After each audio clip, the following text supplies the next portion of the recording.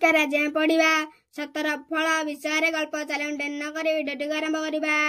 बौला नाम गोटे गाई थिला। सबुदिन से जंगल को चरिबा को जाए। दिने बौला चरी सारी घर को फेरी आसुथिला।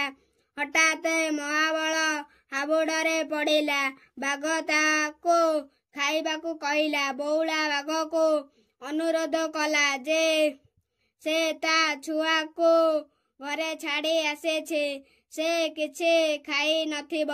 मो जाउछि ताको क्षीर देई फेरी आसेबे।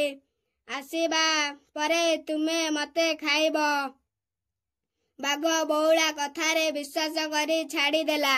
बौला घर को फेरी जाई ता छुआ को क्षीर देला। तापरे मन दुखरे जंगल को फेरी आसी बाघ को देखा कला। हेले बाघ ताको खाइला नहीं।